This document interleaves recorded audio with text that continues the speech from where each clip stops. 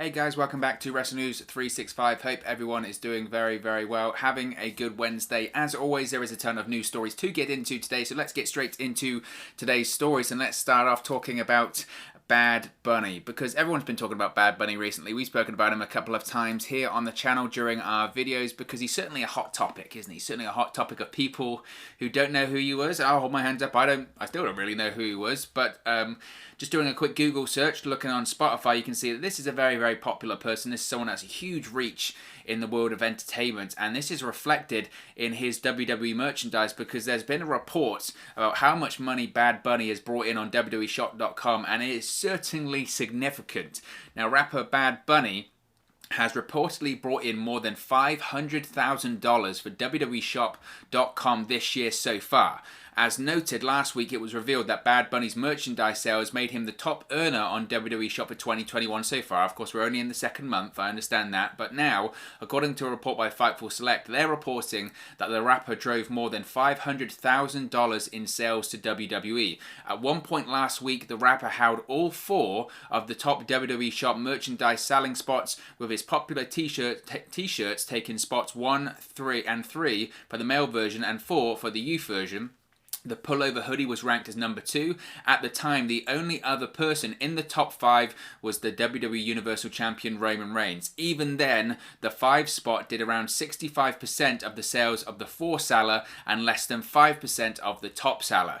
The original line of Bad Bunny merchandise released around the Royal Rumble time had sold out. WWE Shop has now released a new limited edition of Bad Bunny merch. When it comes to Bad Bunny and his plans for WWE right now, he is expected to team with Damian Priest to face The Miz and John Morrison at WrestleMania 37. So there you go. There you go. If you had any doubts whatsoever as to why WWE was doing this business with Bad Bunny, you can see it there. $500,000. He's been on WWE television for like 10 days, if that. He's made a Royal Rumble appearance and 2 Raw appearances. He's made 3 television appearances. He's already generated WWE $500,000. That is insanity. That's madness. Now, does he have the same merchandise agreement with WWE that, say, a Roman Reigns will have? We don't know. I would assume he probably has a more unique WWE merchandise deal, considering he is a celebrity, he's a big time name. But this just goes to show, that WWE is absolutely right in bringing Bad Bunny in. And again, I don't want to sound like a broken record here when it comes to this kind of stuff, but I always say this. When celebrities coming into WWE or sports stars coming into WWE to have matches, work programs, whatever, I never criticize it. I will never criticize it because it does make sense. It does make sense. You know, with Tyson Fury, when he came in to WWE in 2019, I said the same thing then. It makes sense. It does make sense because you get a ton of publicity. I don't think he released merchandise with WWE at the time, but it makes a lot of sense because they get publicity and it gets eyeballs on the product. I never have a problem with that. This side of things we haven't really seen before, as far as I'm aware, when other outside celebrities come in, whether they're athletes, rappers, you name it, actors, whatever, when they come in, they don't tend to have official WWE merchandise. I feel like that's a new thing that we've seen over the course of the last 12 months or so, because of course we've seen it now with Bad Bunny. We've also seen it with Snoop Dogg. Snoop Dogg had a deal with The Undertaker, that collaboration. So we're seeing a bit more where these outside celebrities are having merchandise lines through WWE.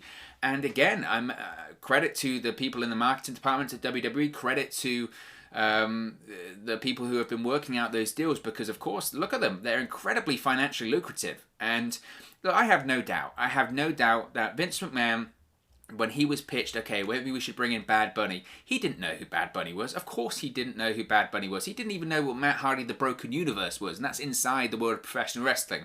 So Vince McMahon doesn't know who Bad Bunny is, or the music that he does, but those in front of him, his inner circle, if you will, when they would have said, let's bring in Bad Bunny, they would have showed Vince McMahon the numbers. In the same way that if you showed everyone on social media that doesn't know who Bad Bunny is, if you show them the numbers, it makes total sense. If they said to Vince McMahon, okay, we should get Bad Bunny is, he would be like, who? Who the hell is Bad Bunny? And they would say, well, this is the guy that was the most streamed artist in 2020 on Spotify. They would say, go on.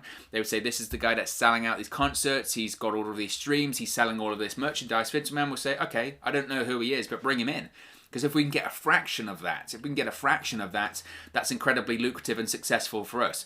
Vince McMahon, at the end of the day, is all about dollars and cents, and he's all about numbers, and he can see numbers.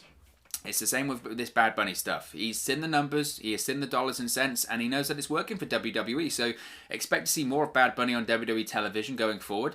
Again, I don't think it's a bad thing at all, because it's not like WWE are featuring just Bad Bunny. It's the Bad Bunny show. It's not. It's been a great way, I think, to introduce Damian Priest. Damian Priest, just by association with Bad Bunny, is getting his name way out there. So out there. Which is going to be really beneficial for his career. I don't think he's coming across as a second string to Bad Bunny. I feel like it's Bad Bunny accompanying Damian Priest. So obviously that could change as we head into WrestleMania, but I think it's a great way to introduce Damian Priest, a great way to get Damian Priest out there. And again, look at the money. You can't argue with the facts and the figures there. And it's very, very good. Very, very good for WWE. So you got to give him credit. You got to give him credit.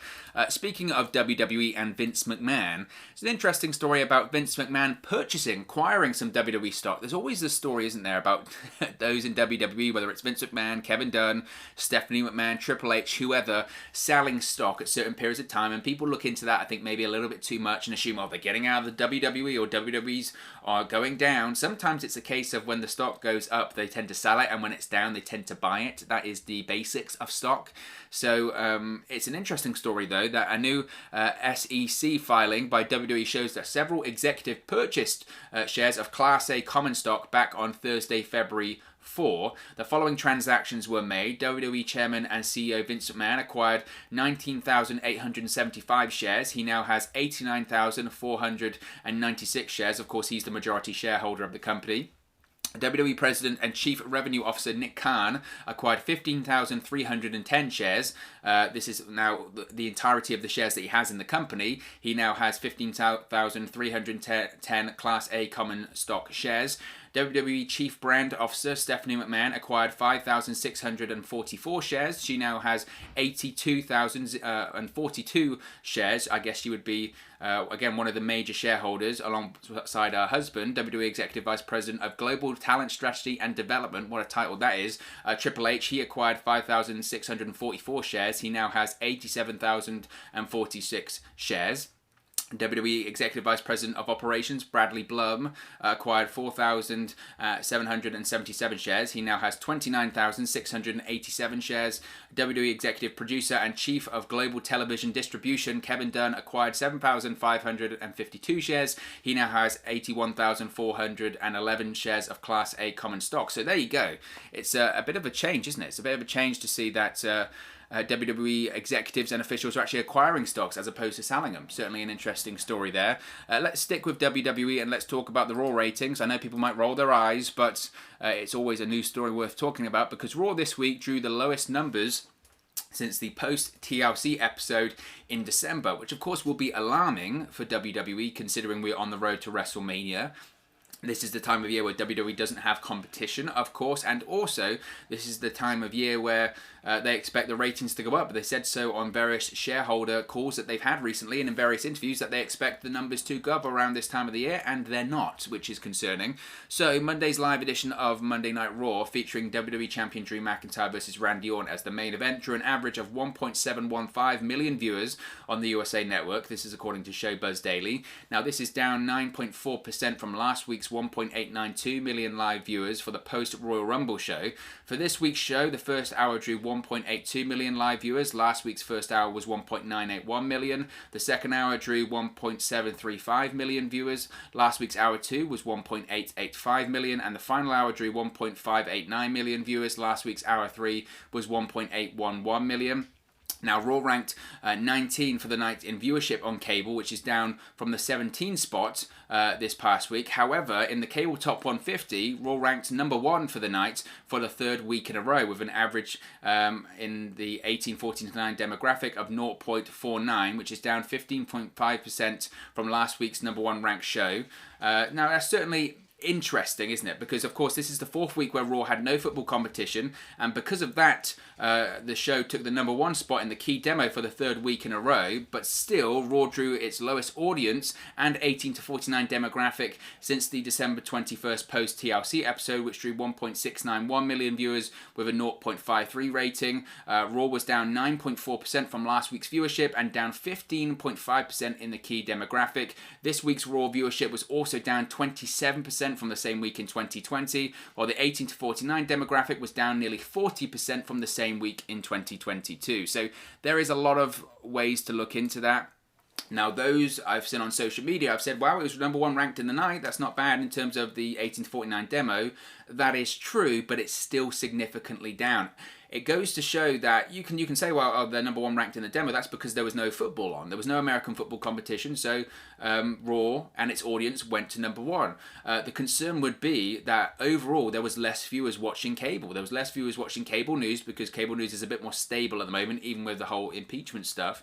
There are less viewers on cable watching American football, and those viewers aren't transitioning over to WWE. I think WWE had hoped that even a fraction of that audience, given that things have settled down and given there's no American football, they would go over. It's very obvious now, isn't it, that the audiences that watch American football, that watch cable news, that watch whatever, are very distinct. Raw has its audience, WWE has its audience, and they will or won't tune in every single week. It's not a case of bringing over viewers from American football, or bringing over viewers from cable news. If cable news isn't as active, or if American football isn't on, they'll just go do something else. They won't tune into WWE.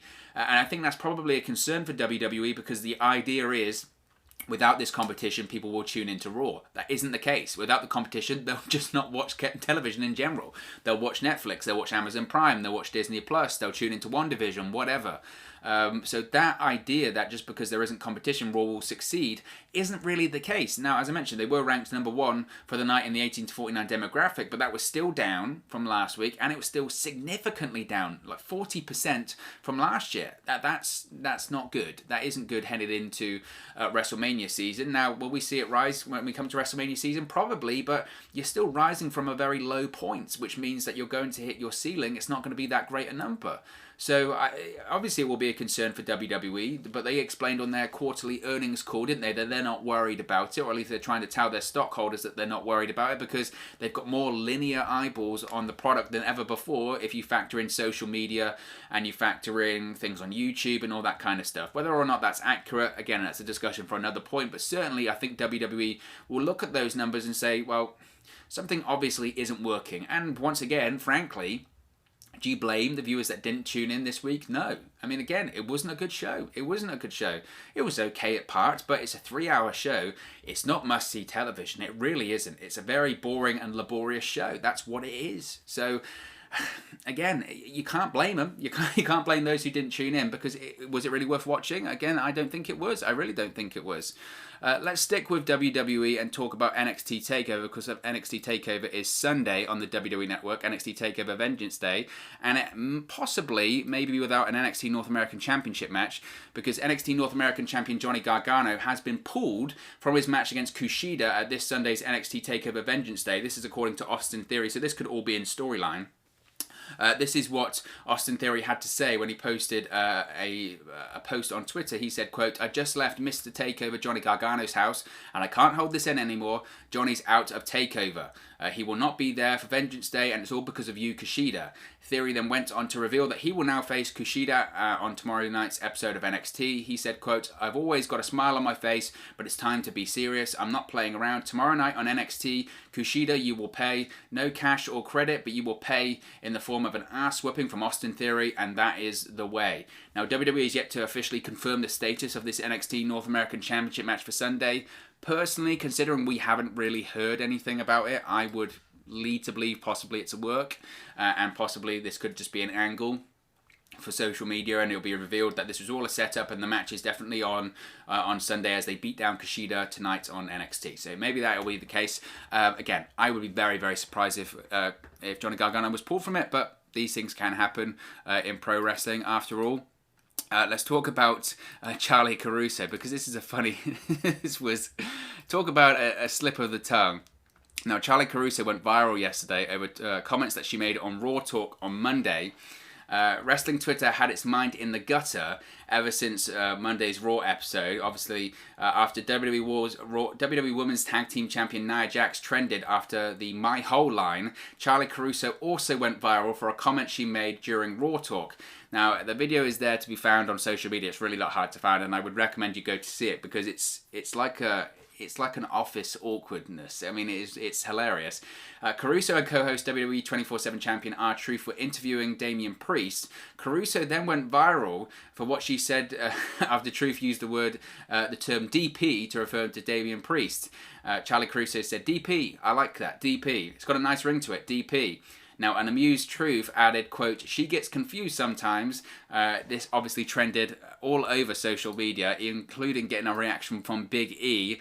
Just, I mean, the way I've said it there can't even do it justice. It is, I mean, if you don't get the joke, Google it. But make sure you're not at work when you Google it, because, yeah, we'll move on. Speaking of trending, Nia Jax, you can see her right there. Obviously, she was trending all day. She still is trending after the whole My Hole outburst. Now, on Monday night's episode of Raw, WWE superstar Nia Jax went viral for yelling out My Hole after a failed leg drop attempt on the apron. Jax tweeted out her thanks for the fun and hilarity people are having with the clip. Following the incident, though, Tushy, a B-Day company based out of Brooklyn, New York, sent a letter to Nia Jax. In the letter, Tushy founder Mickey Agrawal offered Jax one of their products, as well as the offer to be the brand ambassador for the company. Tushy has gone viral in the past after naming rights to the Buffalo Bills stadium. They also offered Baltimore Ravens quarterback Lamar Jackson a similar offer they have given Jax after Jackson left a Monday Night Football game due to cramps. Now, we won't read out the whole letter because, I mean, we've got better things to do, but honestly, I mean, this Nia Jax thing, you know, like when Chris Jericho won the AEW World Championship and it was a little bit of the bubbly, and it was just everywhere. Even like non-wrestling fans were seeing this and making stuff about it. I'm telling you, this Nia Jax thing, to say it's gone viral is an understatement. It is still trending today, and it is ridiculous. It is totally ridiculous. It's hilarious, though. It really is. So let's move on to some nicer news, and that is that Sarah Logan and Eric of the Viking Raiders have welcomed their first child. WWE superstar Eric of the Viking Raiders took to Twitter yesterday to announce the birth of his first child with his wife, Sarah Logan.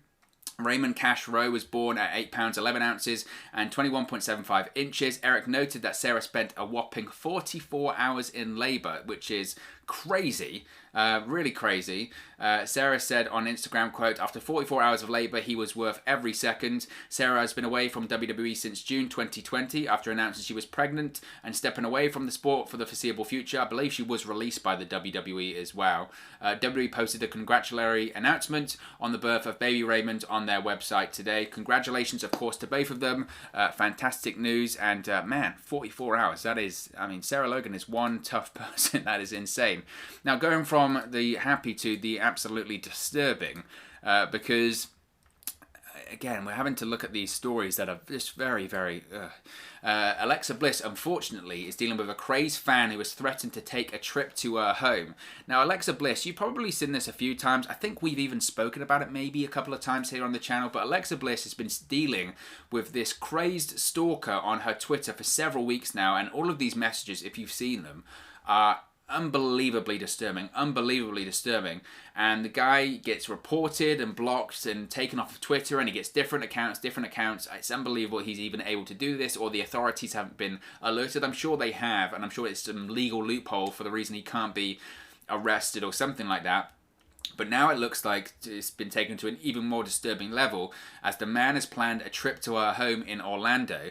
Now, the man, who identifies himself as Albert Little, has been harassing Bliss and her fiancé, singer Ryan Cabrera, for weeks now. He wrote on Monday that he was planning a trip to Bliss's home in Orlando and would have to apologize for what happens when he arrived. He said, quote, "Hey Alexa Bliss, I'm going to apologize for what happens when I arrive in Orlando, Florida. So much pain, not enough love. Ryan Cabrera is in our way. We have shown him who is boss. Oh, and one more thing, is afraid." When Bliss did not appear on last night's Raw, the man noted in another tweet he would delay his trip to Orlando. He said, quote, "Alexa Bliss, listen, I need to know if you're safe. Your absence is worrying to me and my family. I will delay my trip to Orlando, Florida. Baby, please get better. Leave Ryan Cabrera and come home. Ryan Cabrera is an evil man who kidnapped you," and we won't go into what you just said there. "I'm here for you, Alexa Bliss." His last tweet as of writing came around 4 a.m. Eastern Time. He wrote, quote, "My beautiful wife, Alexa Bliss, while you think I'm only in love with your wrestling personality, I would love to get to know you better outside of the ring." Bliss acknowledged the man on February 4, writing, quote, "Guessing this is your new account. Several concerned fans have tagged WWE, Triple H, Stephanie McMahon, Twitter support, and the Orlando police, among others, notifying them of these bizarre tweets and harassment. It is likely that WWE, of course, is aware of the situation by now. He has also harassed or threatened many of Bliss's fans and supporters." And again, how this guy is still on Twitter is just insane to me. I mean, the guy is insane himself. But I mean, look at what happened last year with the Sonya Deville Mandy Rose situation. I mean, that was a situation, an incident that was seconds, minutes away from disaster. And I know sometimes it's very difficult when it comes to this social media age about addressing things that haven't happened yet, but it just seems ludicrous and madness that people can post these sort of things on social media and then that no one can do anything till something physically has happened. And it's sort of like, but they're telling you these things are going to happen. Look at the Sonya Deville situation. That it was the exact same pattern. This was someone posting all of these tweets on social media again and again and again, and then eventually, once something did happen, now the litigation is still ongoing because of it. But everyone, if you read the tweets, you saw that what was going to happen there. It wasn't going to end well.